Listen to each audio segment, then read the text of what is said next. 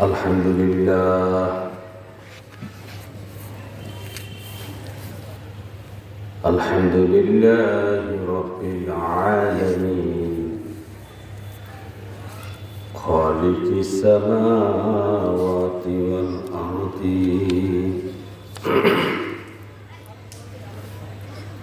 الصلاة والسلام على من كان نبيا وآدم بين الماء والطين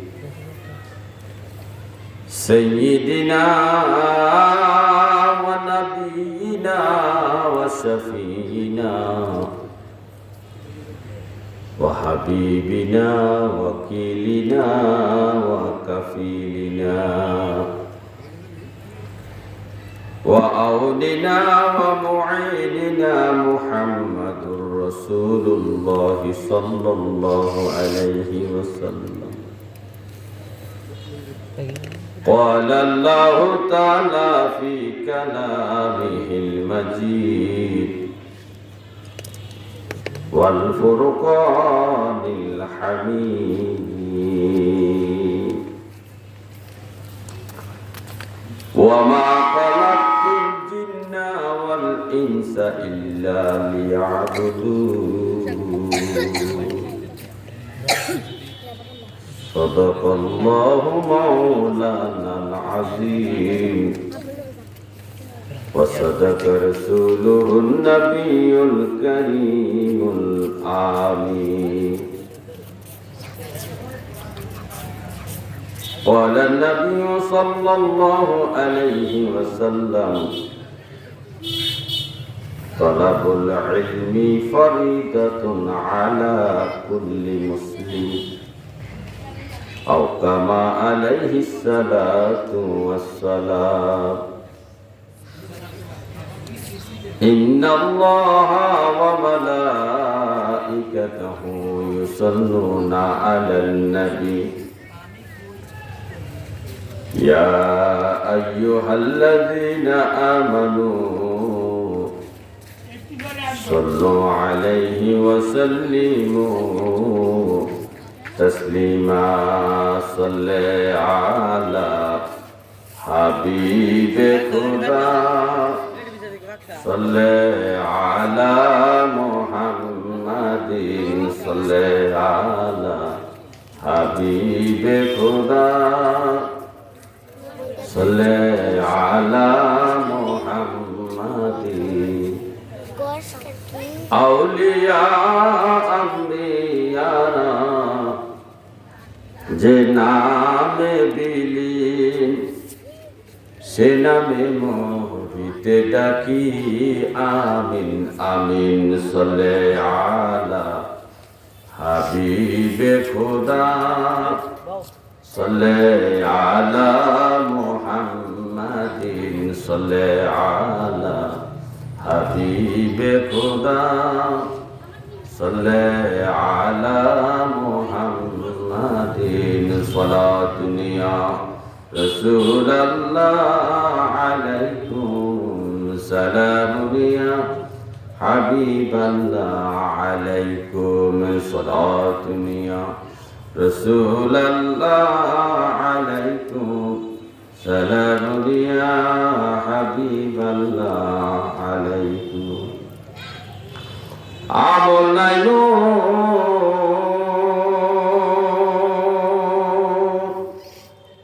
পরপারে দেখাইবা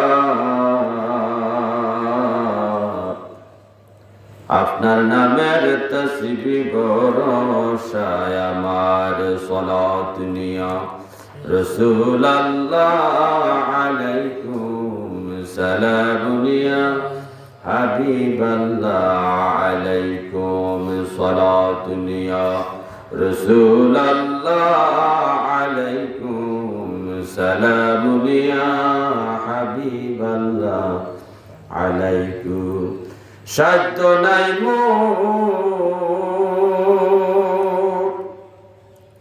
যাইতে আপনার দ্বারে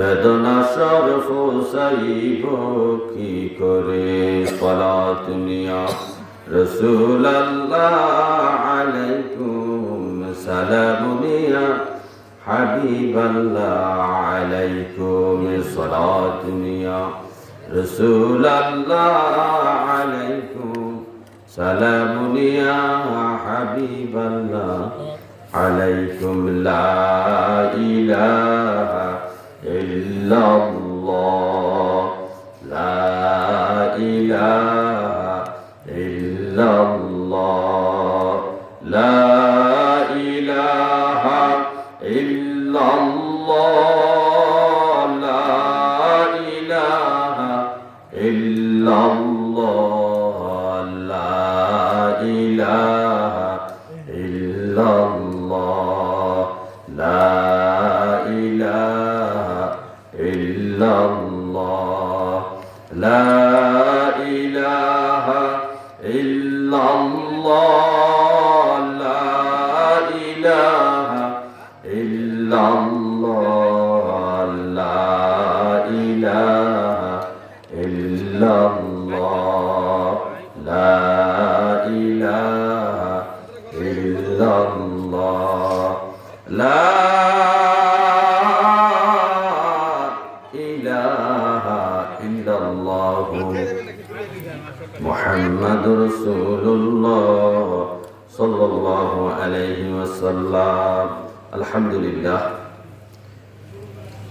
আজ ইলাসুর প্রবাসীদের উদ্যোগে মরহুম আসমত আলীর স্মরণে চতুর্থ বার্ষিক জিকিরুল নুরানি মাহফিল। উক্ত মাহফিলের সম্মানিত সভাপতি মোহাম্মদ সোহর আলী মেজবান্ডারী সাহেব, সহ সভাপতি মোহাম্মদ শাহ আলম নজবী সাহেব এবং প্রধান অতিথি হযরত মাওলানা হাসান আব্দুল্লাহ ফারুকী আল মেজবান্ডারী সাহেব, বিশেষ অতিথি হযরত মাওলানা জামাল উদ্দিন আল মেজবান্ডারী সাহেব এবং হযরত মাওলানা হাবিবুর রহমান জিহাদি সাহেব, হযরত মাওলানা সফিউল আল কাদরি সাহেব সহ দিগার উলামায়ে কিরাম, সম্মানিত সামিঈন কিরাম, পর্দানিশু মা ও বোনেরা, সবাই আমার সালাম গ্রহণ করুন। আসসালামু আলাইকুম ওয়া রাহমাতুল্লাহি ওয়া বারাকাতুহু। ওয়া আলাইকুম আসসালাম। মহান আল্লাহ তাআলা আমাদের আগেও অনেক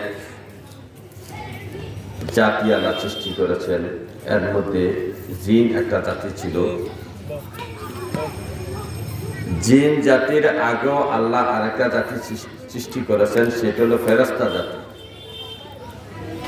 ফেরেশতা জাতিরা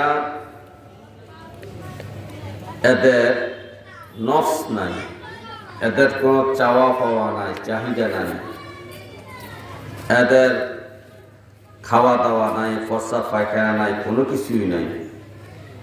এরা সব সময় সর্বময় আল্লাহ পাকের ইবাদতে মত থাকেন, ইবাদতে মশগুল থাকেন, তাসবিহ তাহলিল জিকির আজকারে মশগুল থাকেন।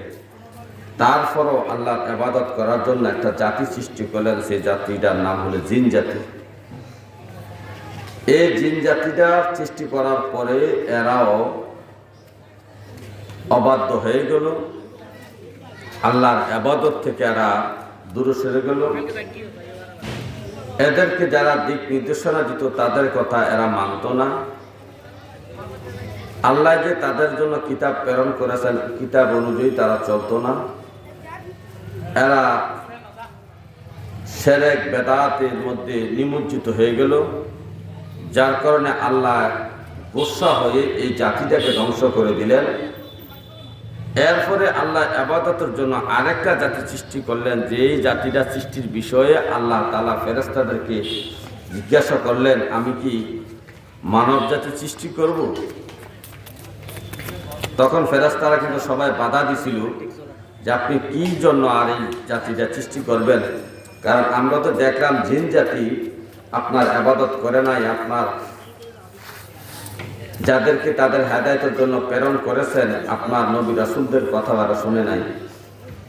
তো সুতরাং আমরা তো আছি, আমরা তো সবসময় আপনার ইবাদত করতেছি। আমাদের খাওয়া নাই, দাওয়া নাই, পয়সা ফাঁকা না, কোনো কিছু না, কোনো হাজত নাই, কোনো কিছুই আমাদের নাই। আমাদের সংসার ধর্ম কিছু নাই, কামাই রুজি কিছু করা লাগে না। আমরা শুধু আপনার ইবাদত করি, তাসবিহ তাহলিল জিকির আজকার করি। তো কি দরকার এই মানব জাতি সৃষ্টি করা? আল্লাহ তাআলা বলেন, ইন্নী আ'লামু মা লা তা'লামুন, আমি যা জানি তোমরা তা জানো না। এই ফেরেশতাদের বাধার মুখেও আমাদেরকে আল্লাহ তাআলা এই মানব জাতিকে সৃষ্টি করলেন। এই সৃষ্টি করে এদেরকে ছেড়ে দেন নাই, এদের হেদায়েতের জন্য নবী প্রেরণ করেছেন, আসমানি কিতাবও আল্লাহ তাআলা এদেরকে দিয়েছেন হেদায়েতের জন্য। সর্বশেষ আসমানি কিতাব হলো পবিত্র কুরআনুল কারীম, যা আল্লাহ রাসূলের উপর নাজিল হয়েছে, অবতীর্ণ হয়েছে। ওই কালামুল পাক থেকে আমি একখানা আয়াতে কারিমা তেলাওয়াত করেছি। রব্বি কারীম বলেন, ওয়া মা খালাকতুল জিন্না ওয়াল ইনসা ইল্লা লিয়াবুদুন। আমার আল্লাহ বলতেছে, হে দুনিয়ার মানুষ, আমি জিন এবং মানব জাতিকে একমাত্র আমার ইবাদতের জন্য সৃষ্টি করেছি। একমাত্র তারা আমার ইবাদত করবে, আমার গোলামি করবে, আমার দাসত্ব করবে। লিয়াবুদুন ইল্লা লিয়াবুদুন, আমার ইবাদতের জন্য তাদেরকে সৃষ্টি করেছি। এই ইবাদত দুই প্রকারের হয়। একটা ইবাদত হলো ইবাদতে জাহিরা, আর একটা ইবাদতে বাতিনা। একটা ইবাদত হলো প্রকাশ্য ইবাদত, আর একটা ইবাদত হলো গোপনীয় ইবাদত। ইবাদতে জাহিরা যেমন নামাজ, রোজা, হজ, যাকাত, বরকত, পুশিদা, এগুলো হলো ইবাদতে জাহিরা। আর একটা ইবাদত হলো ইবাদতে বাতিনা। যে ইবাদতে বাতিনা, যেমন আল্লাহ পাকের মহব্বত, আল্লাহ পাকের তাওয়াল্লুক, আল্লাহ পাকের মারিফাত অর্জন করার জন্য যে চেষ্টা সাধনা করা হয়, চেষ্টা সাধনাকে বলা হয় ইবাদতে বাতিনা। আল্লাহ পাকের এই জাহের এবং বাতেন ইবাদত শিখতে হলে ইলম অর্জন করা লাগবে। ইলম অর্জন ব্যতীত আল্লাহ পাকের ইবাদত করা যাবে না। ইবাদত দেখে দেখে শিখা যায় না, ইবাদত একজন উস্তাদের কাছে শিখতে হয়। এই ইবাদত, ইবাদতে জাহিরা এবং ইবাদতে বাতিনা যদি সঠিকভাবে সহিষ্ণুভাবে আমল করতে হয়, আদায় করতে হয়, তাহলে আমাকে আপনাকে সবাইকে ইলম অর্জন করা লাগবে। এই জন্য নবীজি বলেন, হে আমার সাহাবারা, তালাবুল ইলমি ফরিদাতুন আলা কুল্লি মুসলিম, প্রত্যেকটা মুসলমান নরনারীর উপরে ইলম অর্জন করা ফরজ। যতটুকু ইলম অর্জন করলে ঈমান, নামাজ, রোজা, হজ, যাকাত, আল্লাহ পাকের মহব্বত, মারিফাত অর্জন করা যাবে, আল্লাহ পাকের সন্তুষ্টি অর্জন করা যাবে। ততটুকু ইলম ইবাদত করার জন্য ততটুকু ইলম অর্জন করা ফরজ। যেমন নামাজ পড়তে যা লাগবে, যত সূরা কেরাত লাগবে, তাসবিহ, তাহলিল, দোয়া, দুরূদ, আত-তাহিয়াত, দুরূদ, দোয়া, মাসুরা, এবং বিকেলের নামাজ পড়তে গেলে দোয়া কুনুত করতে হবে। এই এশার এই নামাজটুকু আদায় করার জন্য যা শিখা দরকার, নামাজের 13টা ফরজ, 14টা ওয়াজিব, 12টা সুন্নতে মুআক্কাদা, এগুলা নামাজ ভঙ্গের কারণ। এই ইত্যাদি বিষয়ে যতটুকু জ্ঞান অর্জন করলে নামাজটা সহিষ্ণুভাবে পড়া যাবে, অতটুকু ইলম অর্জন করা প্রত্যেকটা মুসলমানের উপর ফরজ। আরেকটা ফরজ হলো মানুষকে স্বভাব চরিত্রকে সুন্দর করার জন্য, আমল আখলাক সুন্দর করার জন্য যতটুকু এলেম অর্জন করার দরকার ততটুকু এলেম অর্জন করা প্রত্যেকটা মুসলমানের উপর ফরজ। এর জন্য আল্লাহর নবী বলছেন, হে আমার উম্মত, তালাবুল ইলমি ফরিদাতুন আলা কুল্লি মুসলিম। প্রত্যেকটা মুসলমান নর-নারীর উপর এলেম অর্জন করা ফরজ। এই এলেমটা দুই প্রকার হয়ে থাকে। ইবাদত যেমন দুই প্রকার হয়, ইবাদতে জাহিরা, ইবাদতে বাতিনা। এলেমটা দুই প্রকার হয়ে থাকে। একটা হলো ইলমে শরীয়তের এলেম, একটা হলো ইলমে তরিকতের এলেম।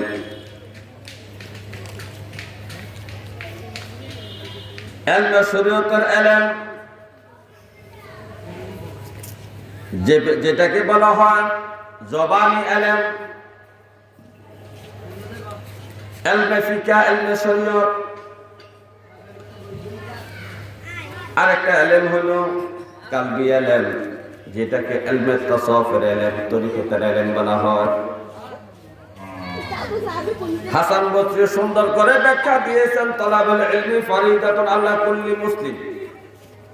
এই হাদিসের ব্যাখ্যায় হাসান বসরি রাহমাতুল্লাহ আলাইহি সুন্দর করে কিতাবের মধ্যে ব্যাখ্যা করেছেন। তিনি বলতেছেন, আল ইলমু ইলমানি, এলেম দুই প্রকারের। ফা ইলমুন ফি কলবি, একটা হলো কলবি এলেম, ইলমে তাসাউফ যাকে বলা হয়, ইলমে তরিকত যাকে বলা হয়। ওই কলবি এলেমটা কি দরকার? ফাযাকাল ইলমুন নাফিউ, যে এলেমটা অত্যন্ত উপকারী এলেম, অত্যন্ত দরকারি এলেম। আরেকটা এলেম হলো ইলমু আলাল লিসান, আরেকটা হলো জবানি এলেম। যে জবানি এলেমটাকে ইলমে ফিকহ বলা হয়, ইলমে শরীয়ত বলা হয়। এই এলেমটা সম্পর্কে হাসান বসরি বলতেছেন, ফাযালিকা হুজ্জাতুল্লাহি আযজা ওয়া জাল্লা আলা ইবনি আদম। এই জবানি এলেমটা, ফিকহের এলেমটা, শরীয়তের এলেমটা আল্লাহ তাআলার পক্ষ থেকে বান্দার জন্য দলিল স্বরূপ। তাহলে আমাদেরকে দুই প্রকার এলেম অর্জন করতে হবে, একটা ইলমে শরীয়ত, একটা ইলমে তরিকত, একটা ইলমে ফিকহ, আরেকটা ইলমে তাসাউফ। এই দুই প্রকারের এলেম অর্জন করা প্রত্যেকটা মুসলমান নর-নারীর উপর ফরজ। মালিকি মাযহাবের ইমাম মালিক রাহমাতুল্লাহ আলাইহি তার যুগের সমস্ত উলামায়ে কেরামদেরকে একত্র করে ঐক্যমত পোষণ করে সুন্দর করে ফতোয়া দিয়েছেন। ইমাম মালিক রাহমাতুল্লাহ আলাইহি বলেন, মান তাফাক্কাহা ওয়া লাম ইয়াতাসাওয়াফা, যে ব্যক্তি ইলমে শরীয়তের জ্ঞান অর্জন করলো, ইলমে তরিকতের ইলম অর্জন করলো না, সে ফাসিক। ইমাম মালিক রাহমাতুল্লাহ আলাইহি সহ তৎকালীন যুগের সমস্ত আলেম ওলামারা, হক্কানি রব্বানি বুজুর্গানে দ্বীনেরা, ইমাম মুজতাহিদগণ একসাথে ইমাম মালিকের সাথে ফতোয়াটা দিয়েছেন যে মান তাফাক্কাহা ওয়া লাম ইয়াতাসাওয়াফা, যে ব্যক্তি ইলমে শরীয়তের জ্ঞান অর্জন করলো,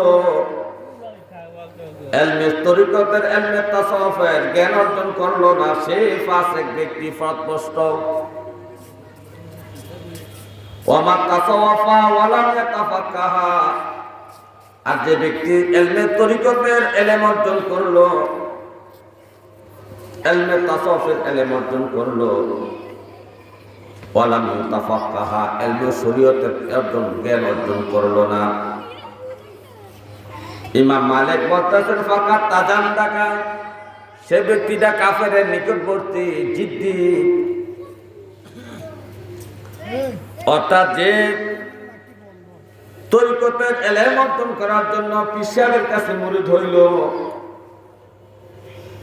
কিন্তু শরীয়তের এলেম, ঈমান, নামাজ, রোজা, হজ, যাকাত, পর্দা প্রসিদা, হালাল কামাই, সত্য কথা বলা, সুদ ছেড়ে দেওয়া, এগুলা সে তোয়াক্কা করলো না। এগুলা সে বেনামাজি রয়ে গেল, বেরোজগারি রয়ে গেল, সুদখোর রয়ে গেল, অথচ পীরের কাছে মুরিদ হইছে ইলমে তাসাউফের অর্জনের জন্য। ইলমে তাসাউফের অর্জনের জন্য তরিকতের সিলসিলায় সে মুরিদ হইছে, কিন্তু শরীয়তের এলেম এবং আমল নাই। ইমাম মালিক বলতেছেন ফাকাত তাজান্দাকা, সেই ব্যক্তিটা কাফেরের নিকটবর্তী। এটা আমার ফতোয়া না, ইমাম মালিক রাহমাতুল্লাহ আলাইহির ফতোয়া। ইমাম মালিক তারপরে বলতেছেন ওমান জামাআ বাইনাহুমা ফাকাত তাহাক্কাকা। ইমাম মালিক বলেন যে ব্যক্তির মধ্যে ইলমে শরীয়ত এবং ইলমে তরিকত এবং পীর সাহেবের কাছে মুরিদ হইল ইলমে তরিকত শিখার জন্য, এবং ঈমান, নামাজ, রোজা, হজ, যাকাত, আবা কাবা, জুব্বা, পর্দা প্রসিদা, হালাল হারাম সব কিছু মেনে যখন সে চলবে এবং তরিকতের এলেম অর্জন করবে, তাসাউফের এলেম অর্জন করবে, শরীয়তের এলেম অনুযায়ী জীবনযাপন করবে, ইমাম মালিক বলতেছেন ফাকাত তাহাক্কাকা, সে সঠিক, সে সত্য, সে মুহাক্কিক ব্যক্তি, সে সঠিক ব্যক্তি, ইনসানে কামেল, মুমিনে কামেল, আকমালুল মুমিনিন সে ব্যক্তি, ইনসানে কামেল সে ব্যক্তি।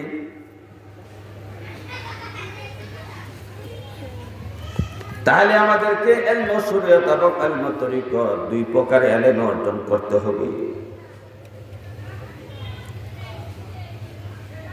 এই দুই প্রকার ইলমের মধ্যে একটা এলেম হলো ইলমে তাসাউফ, ইলমে তরিকত।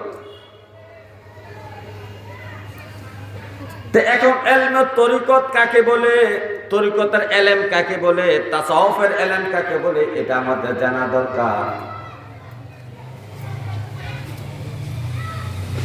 তরিকতের ইমামগণ, মাযহাবের ইমামগণ, হক্কানি রব্বানি আলেম ইমাম মুজতাহিদগণ তরিকতের সংজ্ঞা কি দিয়েছেন এটা আমাদের জানা দরকার। কারণ বর্তমান যুগে তরিকতের যে হাল অবস্থা দেখা যায়, আগেকার যুগের ইমাম মুজতাহিদের, হক্কানি রব্বানি পীর বুজুর্গদের তরিকতের শিক্ষা এমন ছিল না। তরিকতের সংখ্যা দেওয়া আছে কিতাবের মধ্যে, ওয়া ইলমু তরিকাতে ওয়াহিয়া মুবাহিসুল মুহলিকাত ওয়া মুনজিয়াত।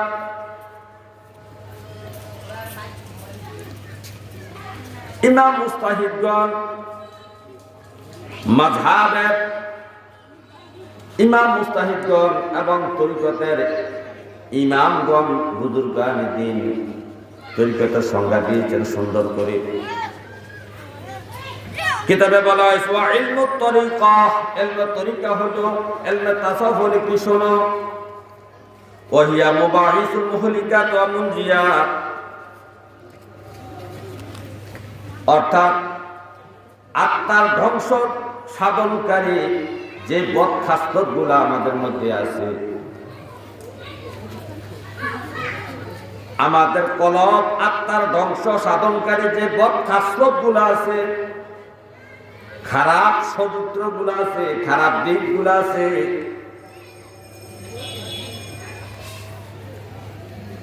এবং আমাদের অন্তরকে, কলবকে পরিষ্কার করার জন্য অন্তরকে মুক্তি দানকারী যে নেক খাসলতগুলো আছে, যে ভালো গুণগুলো আছে, নেক খাসলত এবং বদ খাসলতের এই দুইটা এলেমের সমন্বয় হলো ইলমে তরিকত।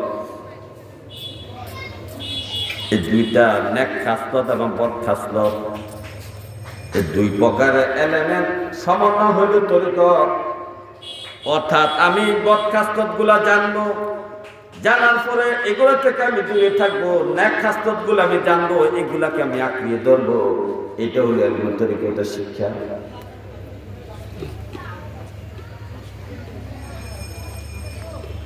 ইলমে তরিকতের শিক্ষা, এই যে মুহলিকাত আত্মার ধ্বংস সাধনকারী যে বদখাস্তগুলা, যেগুলা আমাদের অন্তরকে হালাক করে দেয়, ধ্বংস করে দেয়, আমাদের স্বভাব চরিত্রকে ধ্বংস করে দেয়, আমাদের আমল আখলাককে ধ্বংস করে দেয়, এই বিষয়গুলার নাম হলো মুহলিকাত। যেমন মুহলিকাতে অনেকগুলা প্রকার আছে। কিতাবের মধ্যে প্রায় 38 প্রকারের মুহলিকাতের বিষয় উল্লেখ করা হয়েছে। এর মধ্যে একটা আত্মা ধ্বংসকে সাধনকারী একটা বদখাস্ত হল অহংকার করা, কিবর অহংকার করা। এই কিবর অহংকার করা প্রত্যেকটা মানুষের মধ্যে আছে। এই অহংকার আমাদেরকে ধ্বংস করে দিচ্ছে, আমাদের আমলগুলোকে ধ্বংস করে দিচ্ছে। এই অহংকার সম্পর্কে আমাদের জানা দরকার। আর এই জানার পরে আমাদেরকে অহংকার থেকে দূরে রাখার জন্য আমাদেরকে মুনজিয়াতের স্বভাবগুলা, নেককাস্তত স্বভাবগুলা আমাদের স্বভাবের মধ্যে, চরিত্রের মধ্যে আনয়ন করতে হবে। আরেক প্রকারের বদখাস্ত হলো হিংসা করা। আরেক প্রকারের বদখাস্ত হলো শত্রুতা করা, বেহুদা মানুষের সাথে শত্রুতা করা। আরেক প্রকারের বদখাস্ত হলো রাগ করা। আরেকটা বদখাস্ত হলো পর নিন্দা করা, গীবত করা। আরেকটা বদখাস্ত হলো কৃপণতা করা। আরেকটা বদখাস্ত হলো লোক দেখানো, ইবাদত করা, লোক দেখানো, দান সদকা করা। এভাবে প্রায় আমাদের 37 থেকে 38 প্রকারের বদখাস্ত আমাদের মধ্যে আছে। এই বদখাস্তগুলা আমাদেরকে জানতে হবে। এগুলা আমাদের মুর্শিদ, আমাদের পীর সাহেব আমাদেরকে জানাবেন। অহংকার কি জিনিস আমি জানি না, আমি তো সাধারণ মানুষ। অহংকারের বিষয়ে আমার পীর সাহেব আমাকে জানাবেন। লোভ কি জিনিস আমি এগুলো বুঝি না। লোভ করলে কি পাপ হবে, লোভ করলে কি ক্ষতি হবে, এটা আমি জানি না। আমার পীর মুর্শিদ এই লোভ সম্পর্কে ওয়াজ করে আমাকে বুঝাবেন এবং আমাকে এ থেকে বিরত থাকার জন্য উপদেশ দিবেন। অহংকার করা কি জিনিস এটা আমি জানি না। এই অহংকারের বিষয়ে আমাকে ওয়াজ নসিহত করে আমার মুর্শিদ আমাকে বুঝাবেন। রিয়া, লোক দেখানো ইবাদত কোনটা বলে, লোক দেখানো ইবাদত কোন ইবাদতটা লোক দেখানো হয় এটা আমি জানি না। আমি তো দান সদকা করতেছি, নামাজ পড়তেছি, কিন্তু লোক দেখানো ইবাদত কোনটা হয় এটা আমি জানি না। এটা আমাকে জানাবে আমার পীর সাহেব। কে জানাবে? কারণ তরিকতের এলেম পীর সাহেবের কাছে আছে, তরিকতের এলেম আলেম ওলামার কাছে নাই। আলেম ওলামার কাছে, বক্তাদের কাছে আছে শরীয়তের এলেম। আপনি কিভাবে নামাজ পড়বেন, নামাজের মধ্যে 13টা ফরজ। শরীয়তের আলেম বক্তা এরা শরীয়তের এলেম দিতে পারবে। নামাজে 13টা ফরজ, নামাজে 14টা ওয়াজিব, নামাজের মধ্যে 12টা সুন্নাত মুআক্কাদা আদায় করতে হবে। এই শরীয়তের এলেম একজন আলেমের কাছে থাকে, কিন্তু তরিকতের এলেম একজন আলেমের কাছে থাকে না, একটা পীর বুজুর্গের কাছে থাকে। সুতরাং অহংকার কি জিনিস, এই জিনিসটা একমাত্র পীর সাহেব ছাড়া কেউ বোঝাতে পারবে না তার মুরিদ কি। আমি অহংকারের বিষয়ে যদি আপনাকে হাজারো ওয়াজ নসিহত করি, এটা আপনার তাসির হবে না। আমি যদি অহংকারের বিষয়ে আপনাকে ওয়াজ নসিহত করি, এটা আপনার মধ্যে তাসির হবে না। কিন্তু পীর সাহেব যে অহংকারের বিষয় যদি মুরিদকে বুঝাইয়া দেয়, লোভের বিষয় যদি পীর সাহেব মুরিদকে বুঝাইয়া দেয়, গীবতের বিষয় যদি পীর সাহেব মুরিদকে বুঝাইয়া দেন,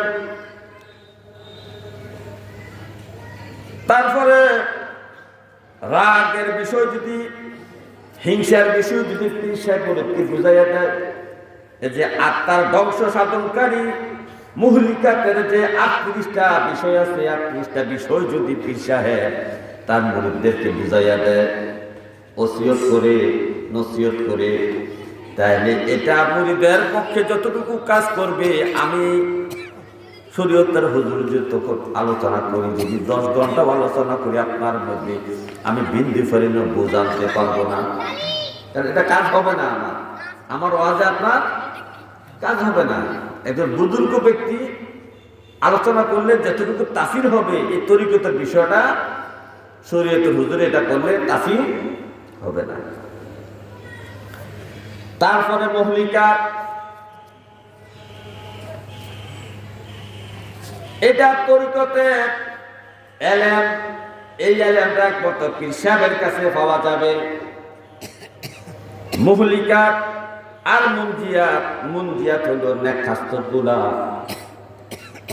আমার স্বভাবের মধ্যে, চরিত্রের মধ্যে, আমার মধ্যে কি কি গুণ থাকলে আমি নাজাত পাবো, মুক্তি পাবো, আমি ইনসানে কামাল হইতে পারবো, আমি আল্লাহর ওলি হইতে পারবো, আমি নবীর আশিক হইতে পারবো, আমার মৃত্যুতে সাকরাতের কষ্ট হবে না, কবরে আমার চাপ দিলেও আমাকে চাপটা আমার খারাপ অনুভব হবে না, কবরের 3টা প্রশ্নের উত্তর আমার কাছে অতি সহজ হয়ে যাবে, হাসরের মাঠের 5টা প্রশ্নের উত্তর আমার কাছে সহজ হয়ে যাবে। যে স্বভাবগুলো আমার মধ্যে আনয়ন করলে আমার শরীয়তের আমলটা সহিষ্ণু হয়ে যাবে, আমার মালিক, আমার রব আমার যে আমলটা পছন্দ করবেন, আমার রবের সাথে যে আমার মহব্বত করবে, আমার রবের মারিফাত আমার অর্জন হবে। যে এলেমটা অর্জন করলে সেই এলেমটা নাম হলো মুনজিয়াত, নেক খাসলত গুলা। যেমন নেক খাসলতের মধ্যে আছে তওবা। তওবা একটা মানুষের ভালো স্বভাব, কিন্তু তওবা কিভাবে করতে হবে, কখন করতে হবে, এই তওবার বিষয়ে আমি জানি না। পীর সাহেব আমাকে তওবার বিষয়ে ওয়াজ নসিহত করে, ওসিয়ত করে, নসিহত করে আমাকে বোঝাবেন। নসিহতের পরে আমার প্রতি ওসিয়ত করবেন, বাবা রে প্রতিদিন তুমি এতবার অমুক সময় তুমি তওবা করবা, ইস্তেগফার করবা। এই জিনিসটা পীর সাহেব বললে যতটুকু তাসির হবে মুরিদের জন্য, আমরা শরীয়তের হুজুররা এই কথাগুলো বললে ততটুকু তাসির হবে না। এই আত্মার উন্নয়নকারী, আত্মার মুক্তি দানকারী যে নেক খাসলত গুলার মধ্যে আরেকটা খাসলত হলো সবর, ধৈর্য ধারণ করা। আরেকটা নেক খাসলত হলো শুকর, কৃতজ্ঞতা প্রকাশ করা। আরেকটা নেক খাসলত হলো তাওয়াক্কুল করা, ভরসা করা। এইভাবে মানুষের নেক খাসলতের 45 প্রকারের নেক খাসলত মানুষের মধ্যে আনয়ন করতে হবে। এই 45 প্রকারের নেক খাসলত, নেক গুণগুলা, ভালো গুণগুলা যদি একটা মানুষ অর্জন করতে পারে, ওই মানুষটা আল্লাহর ওলি হইয়া যাবে। কিন্তু দুঃখের বিষয়, এই যে তরিকতের এলেম, মুহলিকাত এবং মুনজিয়াত, আজ আমাদেরকে শিক্ষা দেওয়া হচ্ছে না, আমাদেরকে জানানো হচ্ছে না, আমরা জানিও না। এই সমস্ত বিষয়ে আমাদের কোনো এলেম নাই, কোনো জ্ঞান নাই।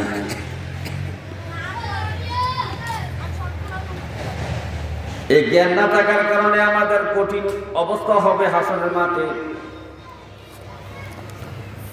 হাসরের মাঠে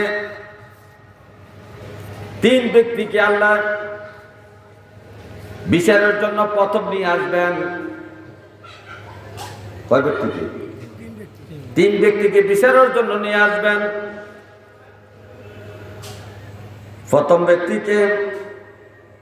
প্রথম ব্যক্তি হলো শহীদ, যিনি যুদ্ধ করতে যে আল্লাহ রাস্তায় শহীদ হয়েছেন, এটা আমরা দেখছি এবং সে দাবি করছে আমি শহীদ। যুদ্ধ করতে যায় ইসলামের জন্য শহীদ হয়ে গিয়েছেন, আমরা দেখলাম সে ব্যক্তিরা শহীদ হয়েছে। এমন একটা ব্যক্তিকে ডাক দিয়া বলবেন, এই আমার বান্দা, তুমি যে তোমাকে যে শক্তি দিয়েছি, সামর্থ্য দিয়েছি, তুমি যুদ্ধ করেছ, শহীদ হয়েছ। এই যে তোমাকে আমি শক্তি দিলাম, সামর্থ্য দিলাম, এই শক্তি সামর্থ্য কি কাজে লাগাইছ? তখন ওই ব্যক্তি, শহীদ ব্যক্তি বলতেছে, রাব্বি কারীম, আপনি যে আমাকে শক্তি দিয়েছেন, সামর্থ্য দিয়েছেন, শক্তি এবং সামর্থ্য খরচ করে আমি যুদ্ধ করেছি, যুদ্ধ করে আমি শহীদ হয়েছি। আমি শহীদের মর্যাদা পেতে চাই। আল্লাহ বলবেন, না না, তুমি শহীদ হও নাই, তোমার এই শহীদের মধ্যে অন্য উদ্দেশ্য ছিল। অন্য উদ্দেশ্য কি? তুমি শহীদ হওয়ার সময়, যুদ্ধ করার সময় মনে মনে ভাবছ, মানুষ দেখুক আমি কেমনে যুদ্ধ করি, আমার যে কি শক্তি আছে সেটা মানুষের দেখুক।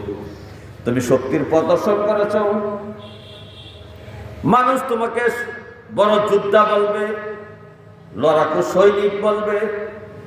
এই জন্য তুমি মানুষকে দেখাইয়া দেখাইয়া যুদ্ধের মাঠে তুমি এদিক ওদিক দৌড়াদৌড়ি করেছ, শক্তি দেখাচ্ছ, শক্তি প্রদর্শন করেছ। মানুষ তোমাকে দেখে বলছে, দেখো দেখো অমুক ব্যক্তিরা কি সাহস, কি শক্তি। তুমি যেটা আশা করছিলা সেটা দুনিয়ার মানুষ তোমাকে বলছে। সুতরাং তুমি আমার খুশির জন্য, আমি রবের খুশির জন্য তুমি শহীদ হও নাই, সুতরাং মুখ দেখানো শহীদ হইছ, মানুষকে দেখানোর জন্য শহীদ হইছ। সুতরাং তুমি যেটা আশা করেছো, দুনিয়ার মানুষ তোমার আশা পূরণ করেছে, সুতরাং তুমি আমার জন্য শহীদ হয় নাই। আল্লাহ তাআলা ফেরেশতাদেরকে ডেকে করবে, ও আমার ফেরেশতারা, উলকিয়া ফিন্নার, এই ব্যক্তিটাকে জাহান্নামের মধ্যে ইটা দিয়া ফালাইয়া দাও।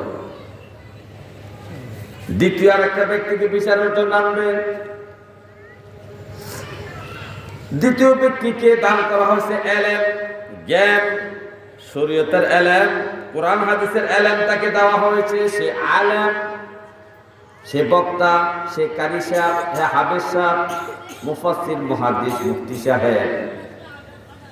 তাকে যখন বিচারের জন্য কাঠগড়া দাঁড় করানো হবে, তখন তাকে প্রশ্ন করবে, রে আমার বান্দা, তোমাকে যে এত এলেম আমি দিয়েছি, এলেম দ্বারা তুমি কি করেছ?